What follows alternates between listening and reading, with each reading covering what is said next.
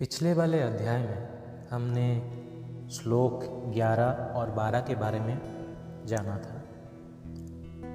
इस वाले अध्याय में हम श्लोक 13, 14 और 15 के बारे में जानेंगे। ततः शंखाश्च भैर्यश्च पणवानक गोमुखः सहसैवाभ्यहन्यन्त सशब्दस्तु मूलोऽभवत्। इसके बाद शंख, ढोल, पणव, नाग और गोमुख आए। सब सहसा ही बज उठे और संयुक्त नाद कोलाहलमय हो गए। ततः श्वेतैर्हययुक्ते महती स्यन्दने स्थितो माधवः पाण्डवश्चैव दिव्यो शंखो प्रदध्मतु।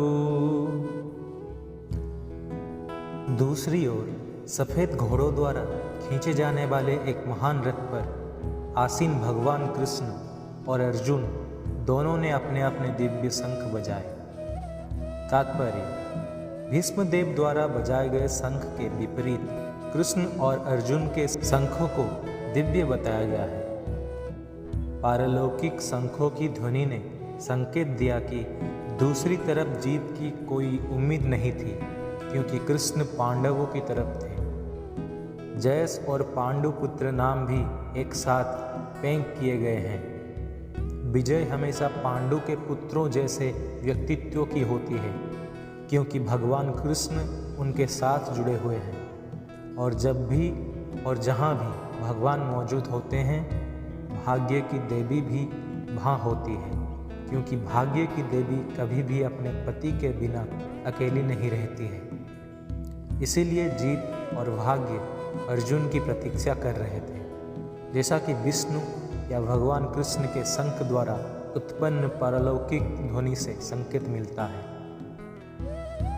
इसके अलावा वो रथ जिस पर दोनों दोस्त बैठे थे, अग्नि द्वारा अर्जुन को दान किया गया था, और इससे संकेत मिलता है कि ये रथ सभी पक्षों पर विजय प्राप्त करने में सक्षम था, चाहे वो तीनों लोकों पर खींचा गया। पांचजन्यं हृषीकेशो देवदत्तं धनंजयः पौंड्रं दद्मौ महाशंख भीमकर्मा वृकोदरः। भगवान कृष्ण ने अपना शंख बजाया, जिसे पांचजन्य कहा जाता है। अर्जुन ने अपने देवदत्त को उड़ा दिया, और भीम, पेटुभक्षक और अत्यंत कठिन कार्यों को करने वाले, उन्होंने अपना भयानक शंख बजाया, जिसे पौंड्रा कहा जाता है। तात्पर्य: इस श्लोक में भगवान कृष्ण को ऋषिकेश कहा गया है, क्योंकि वे सभी इंद्रियों के स्वामी हैं। जीवात्माओं उनका अंश है, और इसीलिए जीवों की इंद्रियां भी उनकी इंद्रियों का ही अंश है। निर्विशेषवादी जीवों की इंद्रियों का हिसाब नहीं दे सकते, और इसीलिए वे सभी जीवों को बेहुदा या अवैयक्तिक के रूप में वर्णित करने के लिए हमेशा उत्सुक रहते हैं। भगवान सभी जीवों के हृदय में स्थित हैं, उनकी इंद्रियों को निर्देशित करते हैं, लेकिन वे जीव के समर्पण के संदर्भ में निर्देश देते हैं, और एक शुद्ध भक्त के मामले में वे सीधे इंद्रियों को नियंत्रित करते हैं। यहाँ कुरुक्षेत्र के युद्ध के मैदान में भगवान अर्जुन की दिव्य इंद्रियों को प्रत्यक्ष रूप से नियंत्रित करते हैं, और इस प्रकार उनका विशेष नाम ऋषिकेश है। भगवान के अलग अलग कार्यों के अनुसार उनके अलग अलग नाम हैं। उदाहरण के लिए उनका नाम मधुसूदन है, क्योंकि उन्होंने मधु नाम के रक्षक का वध किया था। उनका नाम गोविंदा है, क्योंकि वे गायों और इंद्रियों को सुख देते हैं। उनका नाम वासुदेव है, क्योंकि वे वासुदेव के पुत्र के रूप में प्रकट हुए थे। उनका नाम देवकी नंदना है, क्योंकि उन्होंने देवकी को अपनी माँ के रूप में स्वीकार किया था। उनका नाम यशोदा नंदन भी है, क्योंकि उन्होंने वृंदावन में यशोदा को अपनी बचपन की लीलाएं प्रदान की थी। उनका नाम पार्थ सारथी है क्योंकि उन्होंने अपने मित्र अर्जुन के सारथी के रूप में काम किया था। इसी तरह उनका नाम ऋषिकेश है क्योंकि उन्होंने कुरुक्षेत्र के युद्ध क्षेत्र में अर्जुन को दिशा दी थी।